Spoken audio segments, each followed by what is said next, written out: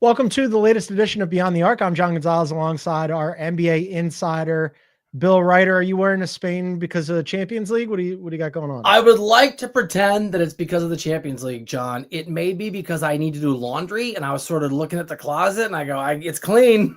It's as good as anything else.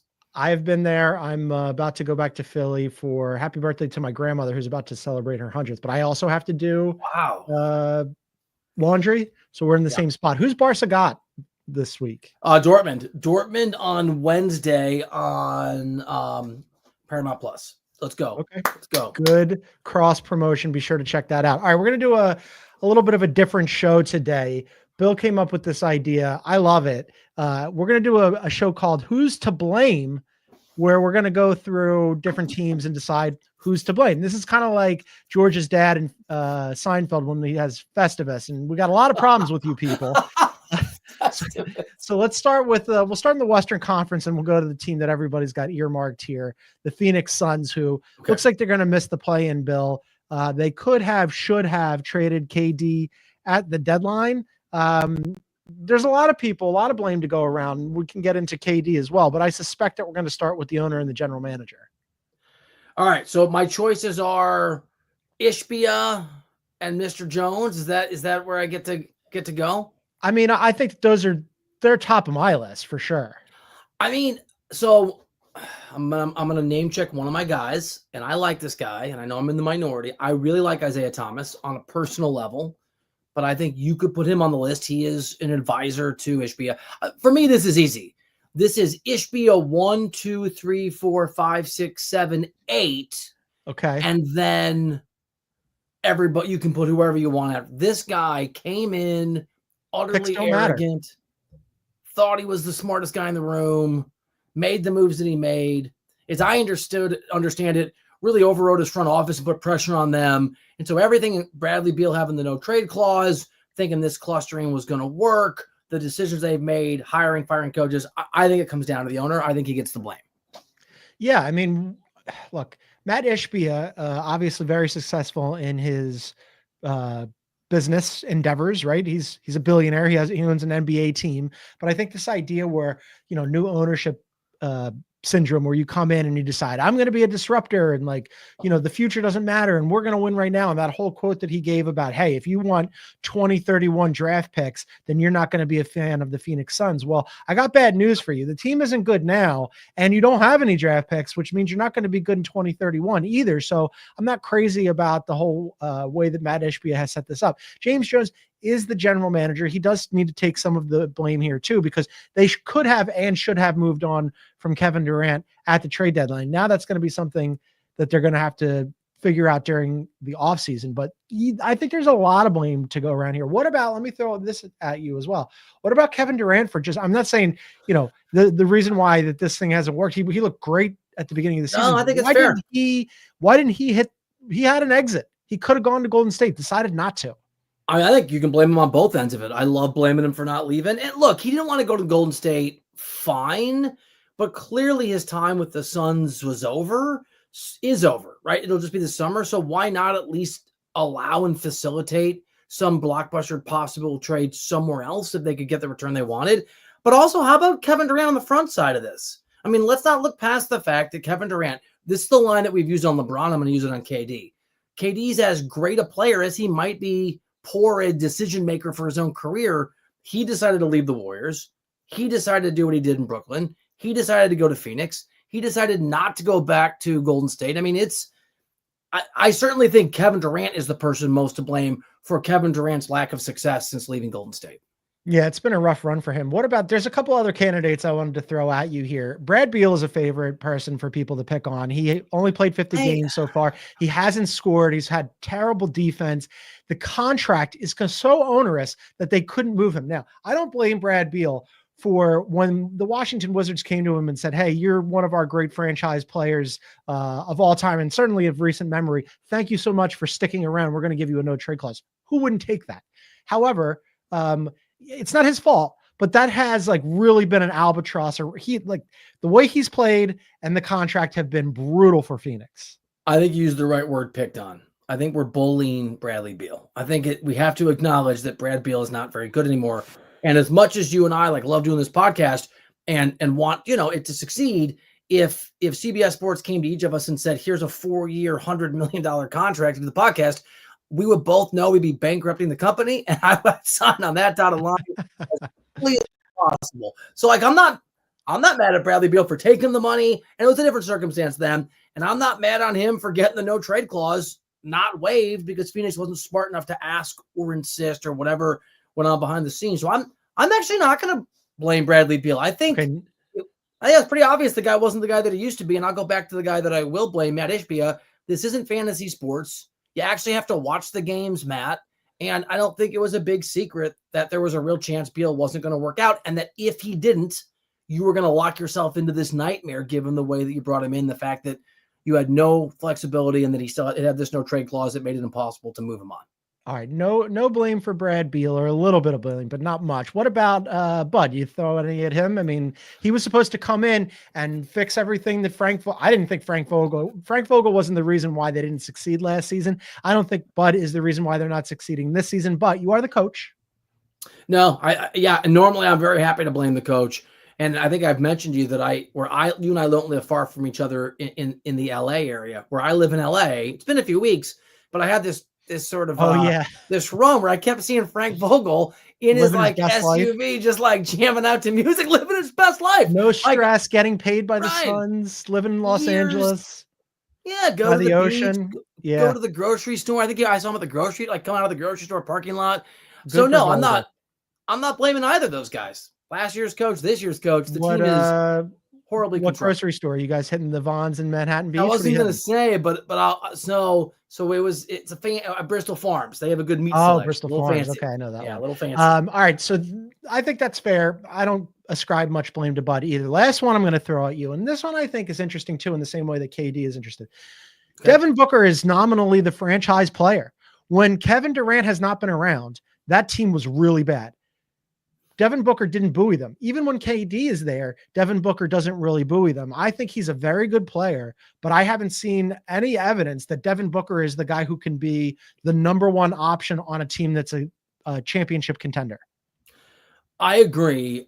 And this is where, so I'm not going to blame Klay Thompson if the Warriors had moved on from Steph Curry back in the day in some alternate universe, and Klay was their best player, not good enough to be, before Klay got hurt, and not good enough to be the guy, right? That's up to a front office and a coach and an ownership group to know what you have and to build properly. Devin Booker is absolutely good enough to be the second best player at a minimum on a championship level team. And so build the right team around him. I mean, you have Kevin Durant, you have Book. Devin Booker is what he is, right? And I think his issue is how the team's been built, not the fact that he's not LeBron. I'm not sure we ever had expectations he was going to be that guy. He's not a top 5 player, and he never will be in the NBA. But he's an outstanding player. I don't know that he's a top 15 player this year. I mean, all NBA consideration is going to be, I think, going to be outside looking in for him this season. Yeah. But he is if he's on a good team. He's good enough to be in that mix. I think is damning with faint praise, right? When you're like, oh man, he was good at the Olympics because he's surrounded by the best players in the world. And then he gets on to the Phoenix Suns and it's like, oh no, Kevin Durant, come back quicker than you possibly could. All right, we're doing the most disappointing teams in the NBA and who's to blame today. We're going to move on to the Dallas Mavericks, Bill. They're looking at the play-in. It has been just an absolutely brutal season for the Mavericks if you're a Mavericks fan. There's one guy here and one guy with a bullet, but there are other names I want to get into. But before we get into the other names, Nico Harrison did not cover himself in glory this season. Last year, you and I and everybody else were like, hey, I don't know if he's tickering on the margins, and is PJ Washington and Daniel Gafford good enough? It certainly was. They go to the finals. They look fantastic. And then he decides to just self-inflict, shoot both feet at the same time. Rough. While standing in a dumpster fire that he has set. That is his organization. Yes. I mean, Nico, he is the person. I have a dark horse candidate that I want to throw some blame at, which probably won't be well received. But yes, and if this was what is it? Is it Family Feud where you have to guess and it's right? This would be the top vote getter by a wide margin. Nico. I was thinking about this. What has to happen for Nico to break it even in the court of public opinion? Lakers go out of the playoffs in the first round every year for the next 6 years. and Dallas makes the conference finals, which isn't going to happen, by the way. This is one of those situations. We'll see what happens. You and I have an HQ hit later on this afternoon, 6 p.m. Eastern, and we were asked what would be a good landing spot for Kevin Durant this offseason. Nico Harrison would like to put his name and the Dallas Mavericks name up for consideration that Kevin Durant goes there. But even if you got Kevin Durant, and even if Kyrie comes back fully healthy and ready to go sooner rather than later and doesn't miss a huge chunk of time, and even if Anthony Davis wants to stick around, are those three guys where they are in their career good enough to compete with, say, the Warriors, Oklahoma City that's set up for a long time? You still got Joker. I'm forgetting the Houston's Wolves. on the rise. Houston's on the rise. The Wolves are really good.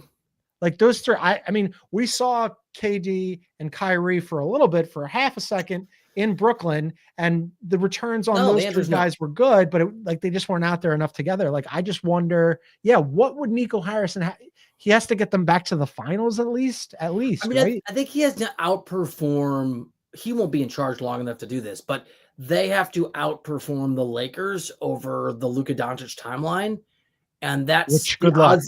1.6% are probably the odds that happens. I don't know how you pull that off because Kyrie is obviously older than Luka. AD is older. You're going to have to figure out what you're going to do with his contract. Kyrie, by the way, they got to figure out what to do with his contract this offseason. That there's a lot of questions to be answered in Dallas, and Nico Harrison has only added to how difficult those will be to answer by the moves that he's made. Now, take a quick break, and then on the other side, I want to throw a couple more names at you on the Mavericks. We've also got questions about Eastern Conference teams like the Sixers and the Bucks. We'll do all of that coming up. This is Beyond the Arc. She knows, and I know she knows.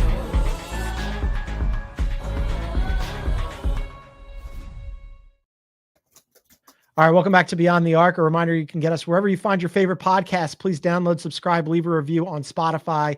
If you look below the play button on the Spotify app in full screen mode, you could leave us a question about the show.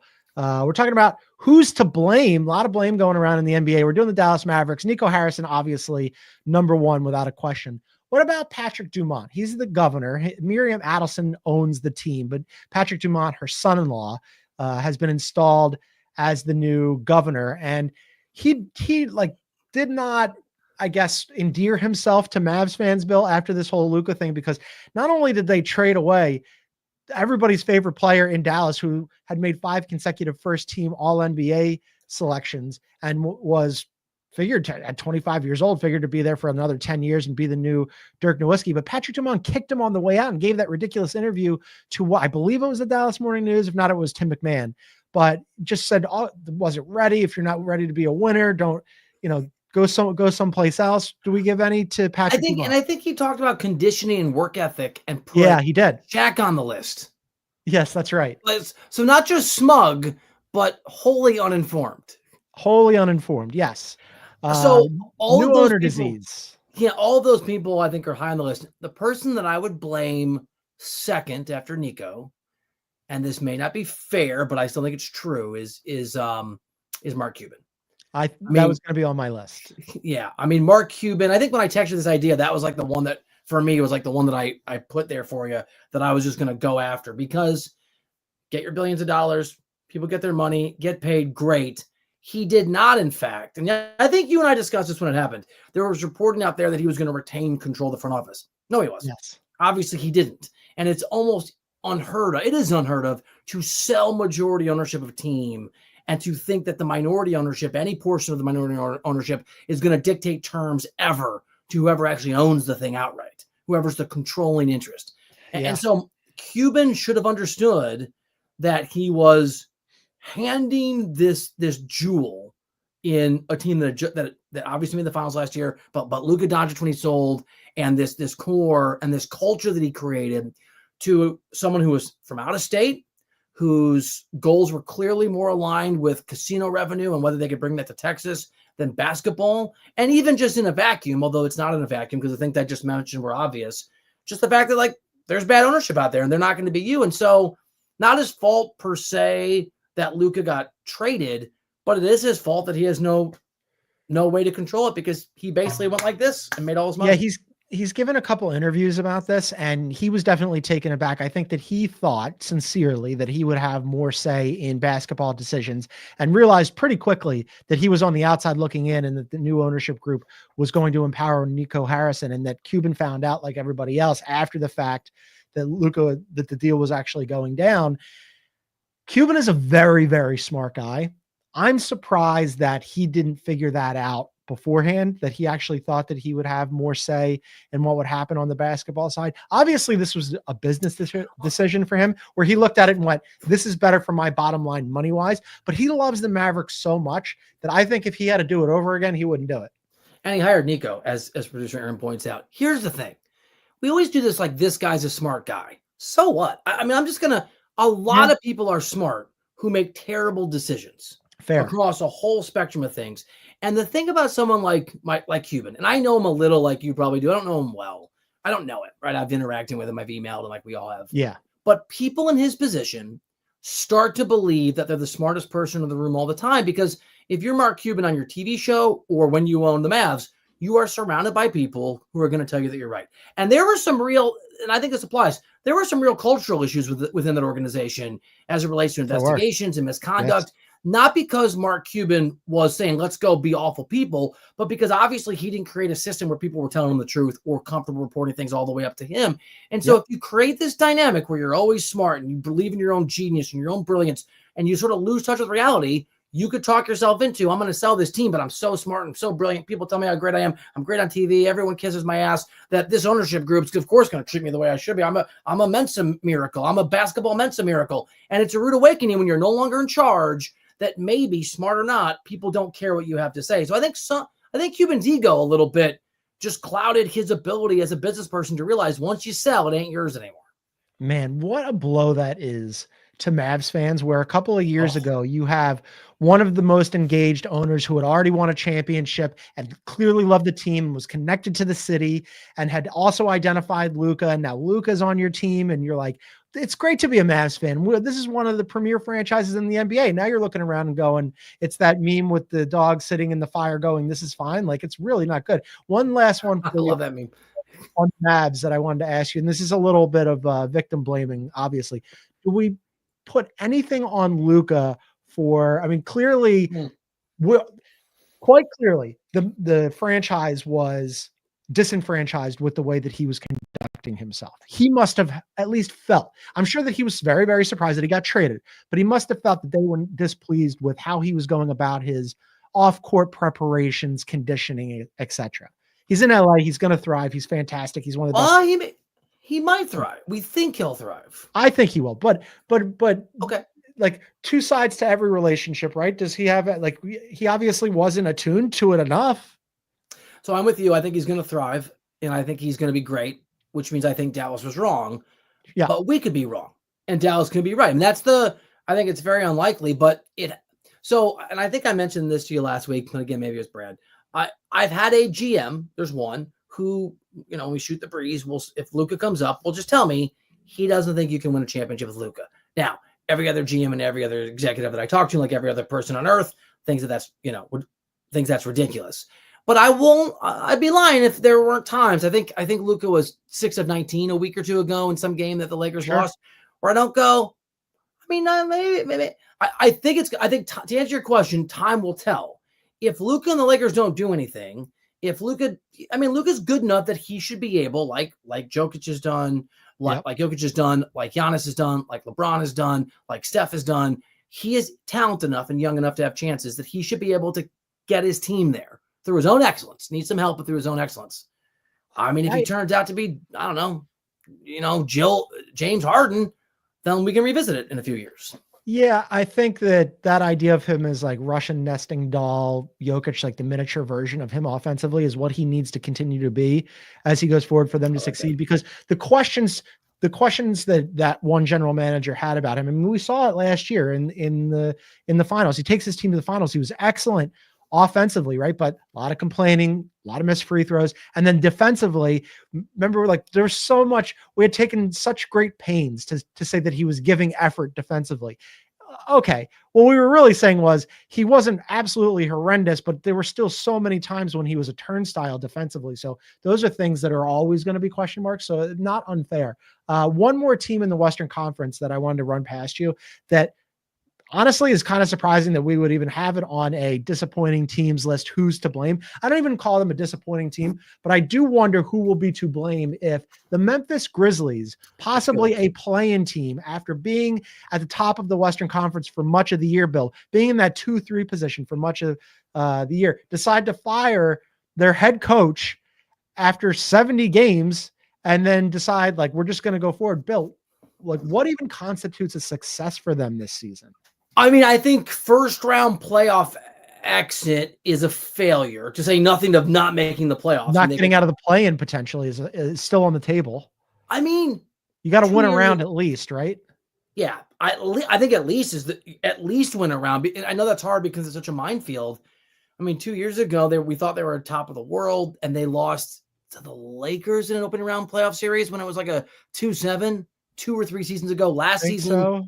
Obviously is the John Morant debacle with the suspension and the injuries, but they're still a really good basketball team. Their offense is outstanding. They're almost top 10 defensively as well. When John Morant is out there, he's out there right now. He's remarkable. I think you fire that coach, it better be because there was some issue with his tactics or his locker room management or both, and you're sort of off to the moon. I think even the second round is a question mark. It depends like who they play and how they play. Zach Kleiman obviously is going to get a ton of blame if this thing goes sideways and they don't get out of the first round. Taylor Jenkins has already caught strays, so I don't know that you can blame him anymore because beyond firing him, that's like as blameable as you could possibly be. What about Ja? I mean, we've mentioned when he plays, he's been fantastic, but he has been there. I mean, look, he's missed a ton of time this year, over 30 games. And then, the NBA tells him, don't do the finger gun thing. I don't know. It's not like he was doing like, rootin' tootin', Yosemite Sam finger guns. Rootin' tootin'. I was looking for Yosemite Sam. I like it. He had this thing here where he's like, I'm trying to get it on camera where he's like kind of putting his arm out. But it was enough that the NBA was like, hey man, relax a little bit. And he did it anyway, and they fined him. And it's just like, get your head on straight. You're an amazing player, but you also got to get out there. Also, and I know that at online sports books are not GMs, so that they don't dictate terms, but they do assess them, right? When he did his second sort of finger guns, he went the odds that he will be with a different team by next year went to -300. And that he would still be a Grizzly went to 2-1. So it obviously is significant to somebody internally in Vegas knows about it. And I like this. I like the Ja question because, again, it's sort of like for me with Executive of the Year. I think Executive of the Year, you win for a year, but you actually earn over many years, right? Because players have to come to fruition. If John Morant is really the person to blame, that will be easier to see with some time and distance. Because if it comes crashing down, if they bow out of the playoffs in the first round, if they trade John Morant, which is now the betting likelihood, at least according to some online books, last year and the year before when he was acting the way that he was, John Morant, it will have turned out, squandered this window and this opportunity for this thing that they were building. The idea 2 or 3 years ago that Memphis's course was going to be crashing into the side of the mountain, to quote the Big Lebowski, we've crashed into the bleeping mountain, and that it was all going to blow up and they were going to sort of go out with a fizzle and then move on from John Morant. That's a John Morant problem stretching back the last couple seasons. I totally agree. We're going to do a show. It's producer Aaron's idea at some point, who the next superstar is to be traded. Obviously, KD is going to be very, very high on that list. Ja was top of mind for me because you're starting to hear little things around the NBA where people are like, it went from unthinkable.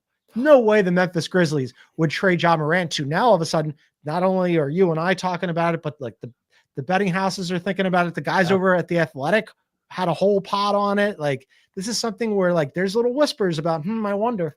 Betting favorite to land him if he's traded. Your John Gonzalez's Orlando Magic.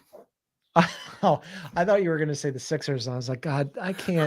No, I don't think the Sixers. You know what? That would actually be excellent for the Orlando Magic because the Magic, as you and I and producer Aaron and everybody else knows, are so incredibly offensively challenged, especially at the guard position.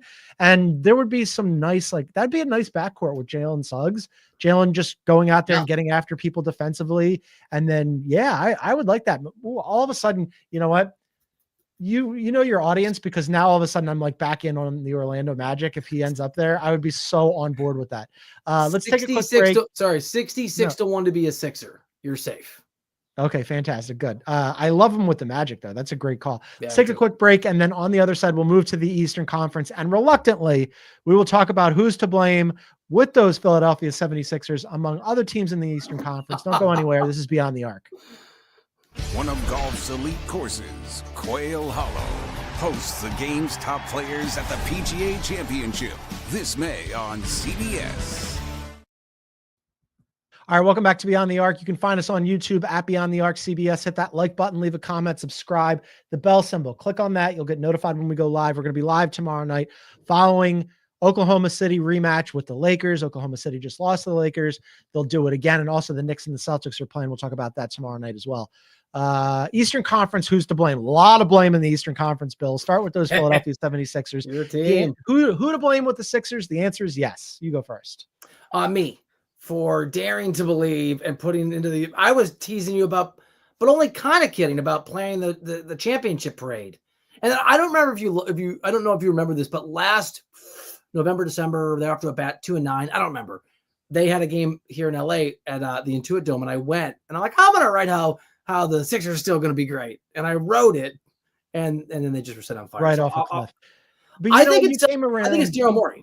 I think the real answer is Daryl Morey, by the way. Oh, all right, let's interrogate that. And I will say, to your credit, you came around quicker than I expected you to. I was pretty quickly out, and you did they'll be fine once they get into the play-in, and then you realized how this is a bad season even for them.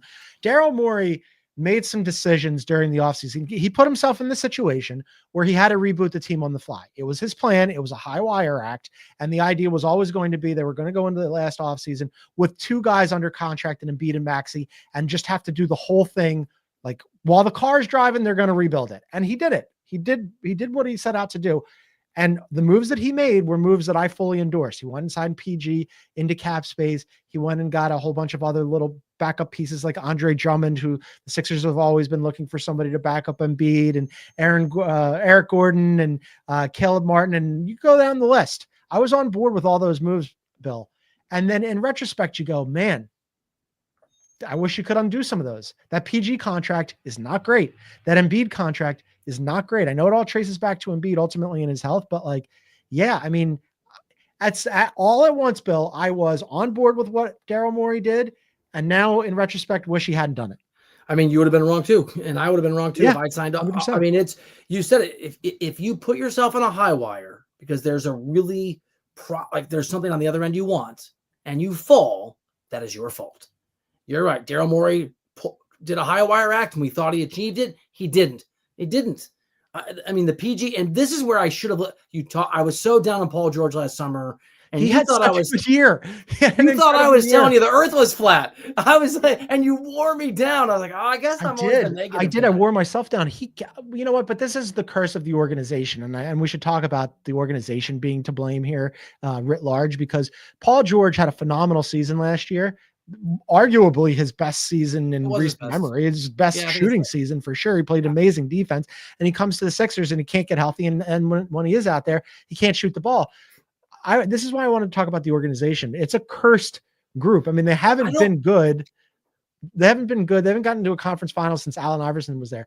Ownership, I think, has to take some blame here, Bill, because this is a group in Josh Harris, who owns the Commanders and Crystal Palace in the Premier League and a bunch of other the New Jersey Devils, who have changed everything since they've come in.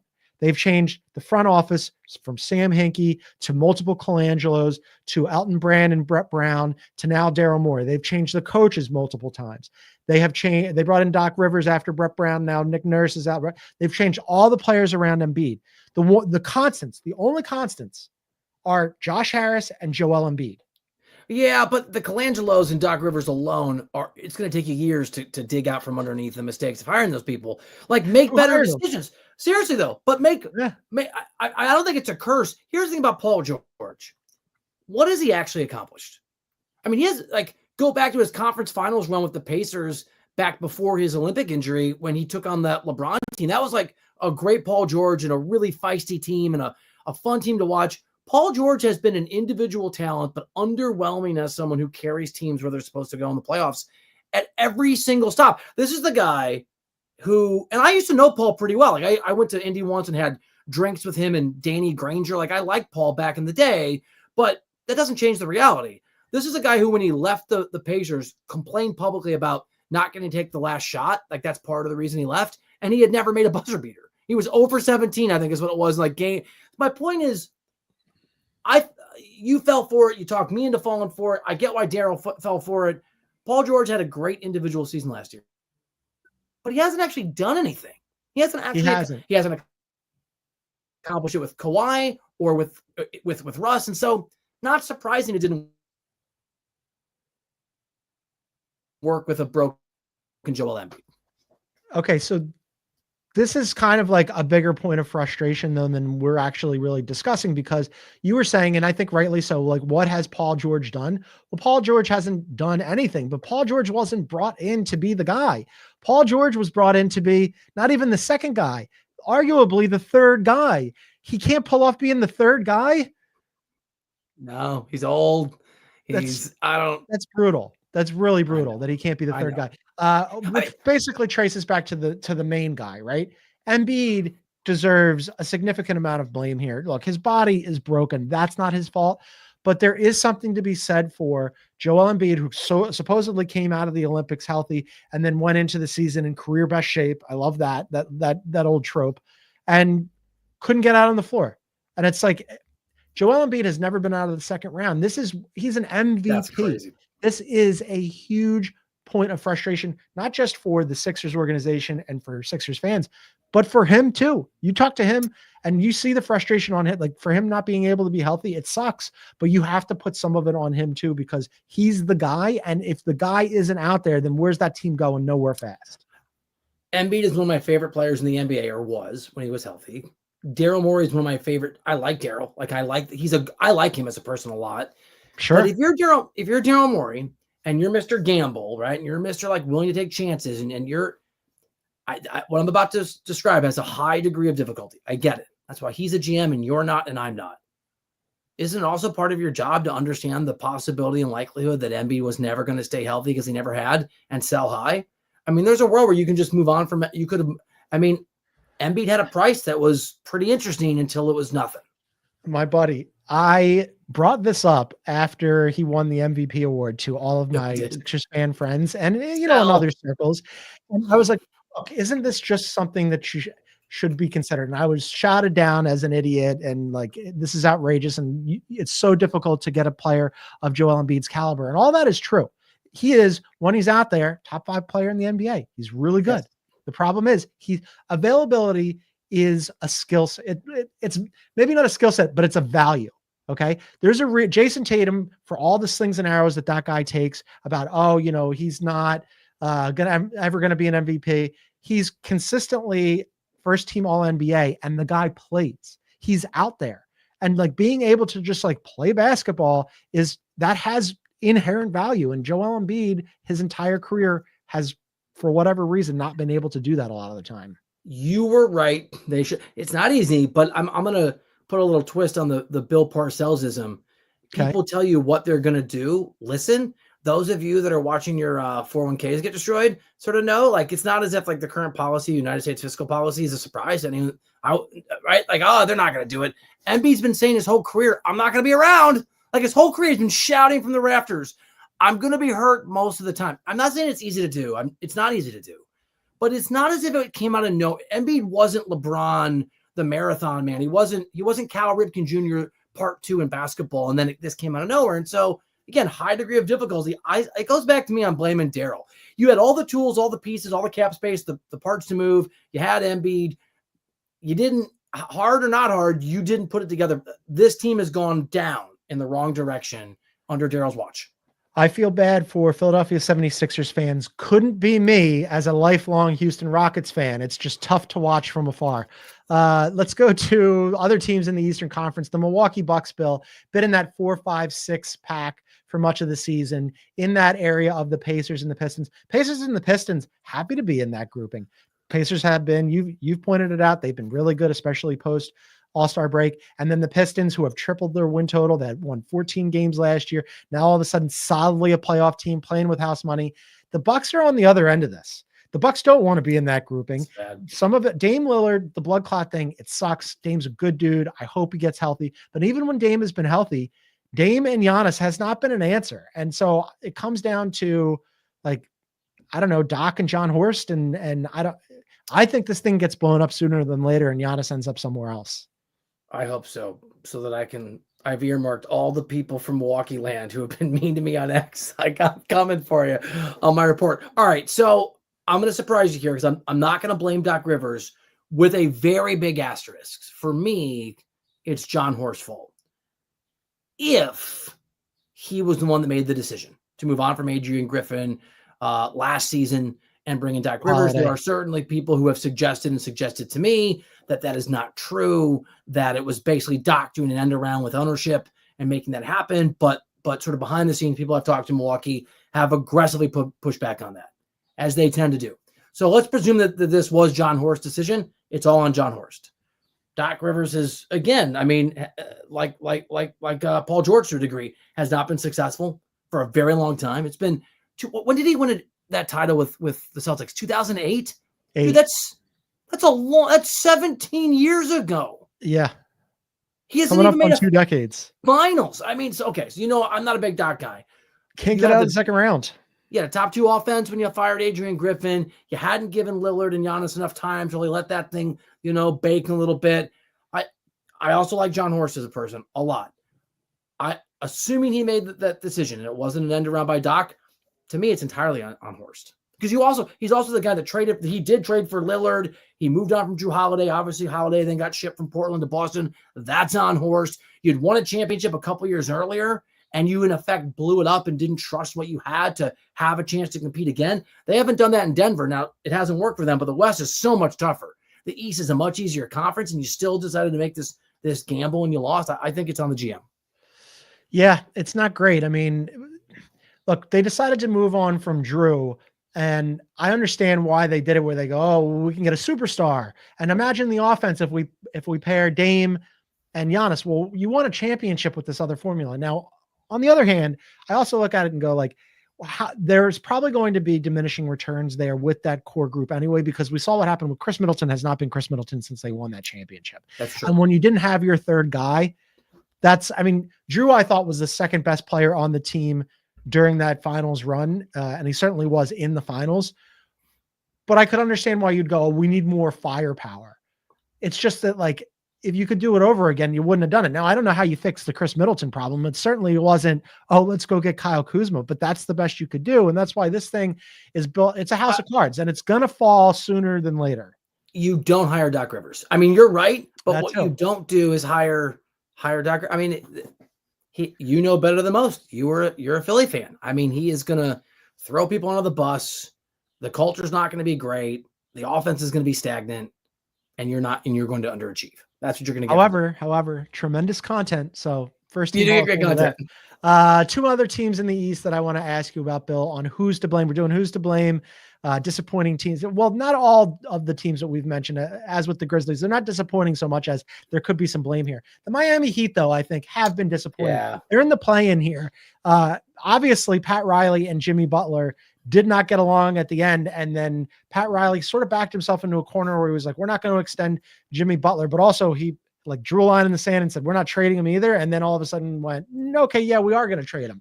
And then it was, we're not going to trade him to certain teams. And then it was, we'll trade him to whoever the highest bidder is. Pat Riley, kind of top of the list for me on, did it not cover himself in glory with this whole thing? Yeah, I'm with you. I think he is the only name on the list for me. You can blame you don't Butler, put Jimmy on there? Look, I've thought about this. He is not blameless per se, right? The semantics of it, but it's not new that high highly compensated, remarkably talented, and in this case, competitively volatile. I mean, this is a guy that wants to win, right? Jimmy has had ugly exits everywhere he's been.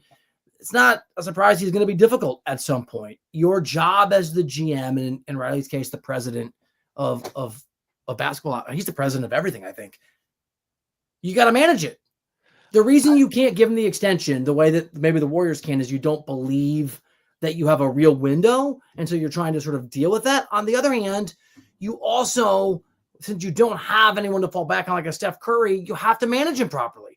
And we've seen what you can get out of him. And if you manage him well enough, maybe at least he doesn't say, bleep you, I'm only going to a few places, and he facilitates. Yes, for me, it's on Riles and his ego. It's why LeBron left, and LeBron wasn't gracious in his exit, but who cares? How many rings has LeBron left since he left Miami? It doesn't matter if LeBron was a jerk. They'll tell you in Miami what a jerk. And the funniest thing about Miami is I covered LeBron early on. I was pretty hard on him. I was a pretty young columnist, just crushing LeBron, and the Heat hated me. And now they love me. And it's ironic when I bump into sources like, you got it right on LeBron. It's like only because he's on the other team now. I mean, you have to put your ego aside. It doesn't matter whether someone's a jerk or not. If they're talented enough to help you win, they come first before Riles' ego. It's Pat Riley. Yeah, I just am still very amused by what Pat Riley thought was going to happen when he decided to fight it out in public over the summer when Jimmy was like, Right. oh, if I had played, we would have beaten the Celtics, which is like such a stupid Jimmy thing to say, just like let it go. And instead, Pat Riley was like, if you're not around to play, you should probably keep your mouth shut. And oh, by the way, we're also not going to pay you, guy who should keep his mouth shut. What did he think was going to happen when he said that? What did he think was going to happen after he publicly admonished him and suspended Jimmy Butler for several games? And then they bring him back and Jimmy Butler is like, yeah, I'm just not going to go and get on the team flight. Like, anybody who has paid any attention to Jimmy Butler had to know that he was going to be a hugely disruptive force once Pat Riley said all those things. The only person who didn't know it and who should have traded him was Pat Riley. This is why. Not surprising. This is why everybody gets. Who got mad at me the other day? Was it Tom Haberstroh or Jared Greenberg? Somebody on my radio show. It's time for Riles to move on, man. Like I respect. It's time. It comes for everybody. Oh, I think wasn't it Sedano? Didn't Sedano? It was George Sedano. Yeah, I love Sedano. Yeah, it was Sedano. Last one for you on the Heat. What about so Tyler Hero and Bam Adebayo are now their best players, and so far that has not come out to very much. Do we lay any on the two best players for not being able to be, something significant in the Eastern Conference, which is not a good conference? I'll kind of go back to my Devin Booker thing. I mean, we knew what they were. Those are good players. Bam's a really, really good player, but they're not Jimmy Butler. They're not the kind of guy. I think Butler's good enough, at least before, to build a championship level team around you. You could do that with him as your best player. I think he's the very end of that list, but you can't do it with Bam or Hero, and I'm not mad at them for being what they are. If they play the 9-10 game against our Chicago Bulls, fan of the show, Chicago Bulls, connected now to Beyond the Arc podcast, I'm taking the Bulls. Are you really? Yeah, I'm taking the Bulls against That's the Heat. hilarious. Absolutely. They're riding high. Last one for you. This is not a disappointing team. They've had a good season. They've won 50 games for the second straight season. First time that's happened in 30 years. The New York Knicks, non-zero chance they end up in a 3-6 matchup with the Pistons. Still going to be favorite, but non-zero chance they don't get out of that first round series and play the Celtics in the second round. And even if they do and they get smashed by the Celtics, there's going to be some blame to go around here because Leon Rose, who I think did a good job building this team, he gave up 5 first-round picks for Mikal Bridges. He won the Karl Anthony Towns trade going away, no doubt about it. But that's a lot to give up. And then with Tibbs, we've all talked about it, runs his guys into the ground. And like, what's the ceiling for this team? Like, neither of us think that they're going to get past the Celtics and then the Cavs, even if they beat the Celtics. That's a tall order. What even constitutes a win for the Knicks this season?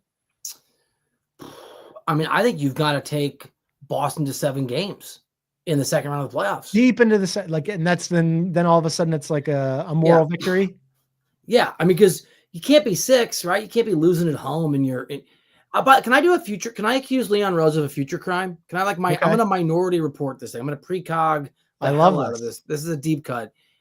And I think it's going to happen. If the Knicks in the next, 2 or 3 years are the Knicks of this year at a ceiling where it's like they're really good, but you're not elite and you're not going to really threaten, then I think Leon Rose is to blame for everything because you noted the picks that were given up for Bridges, Kevin Durant's going to be available.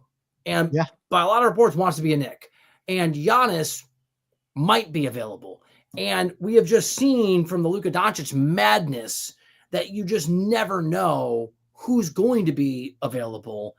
And if they've used all the powder in the keg and they, and there's those guys are available, but you've got Mikal Bridges instead, I think that is blame that just continues to build as the years pass. And I love Mikal Bridges. I think he's a really good player and he fits perfectly for them. I don't think that there's a world though where he's worth 5 first-round picks.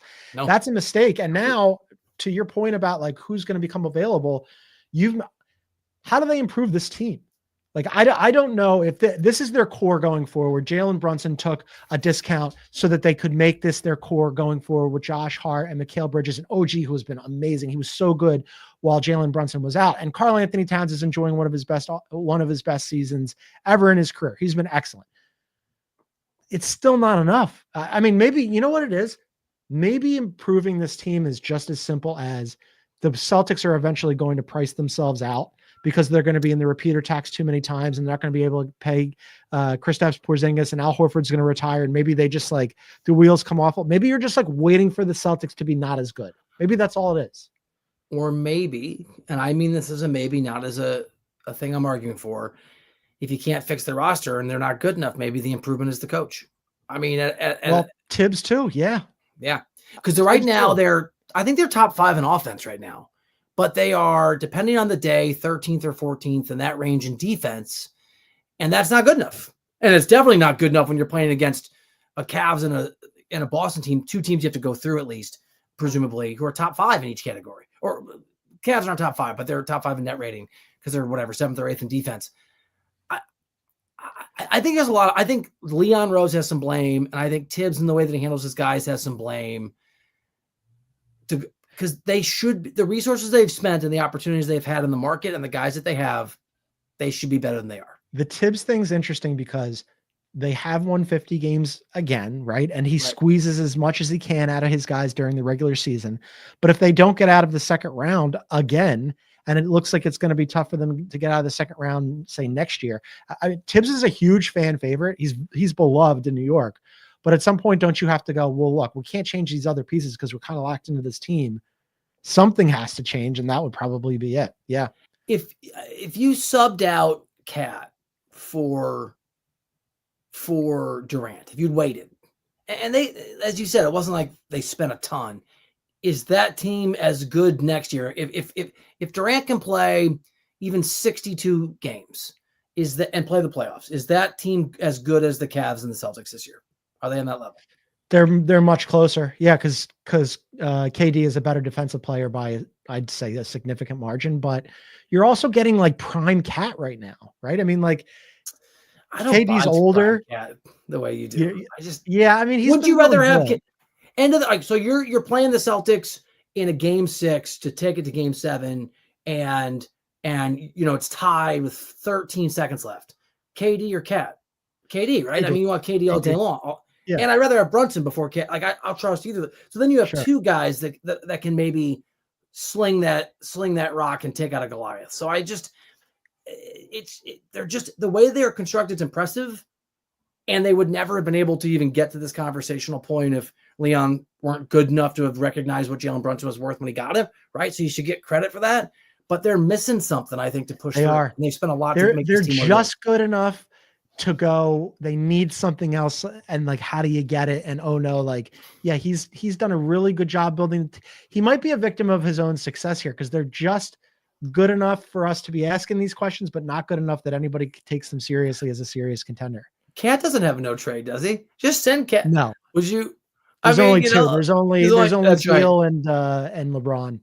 But yeah, I mean, if you're Phoenix, maybe think about it. That's been fun. I love throwing the blame around. We blamed a whole bunch of people on this show, and we're also going to be doing a live show tomorrow. There's 3 games coming up tomorrow that should be on your radar, but you got Celtics and Knicks, and then Lakers and OKC. That's a rematch from this weekend where the Lakers beat Oklahoma City. So we will be live on YouTube right after those games, right after Lakers and Oklahoma City wraps up. Come find us at Beyond the Arc CBS for a little chit chat. But for now, for our NBA insider, Bill Reiter, I'm John Gonzalez. Thanks for tuning in, everybody. We'll see you tomorrow night.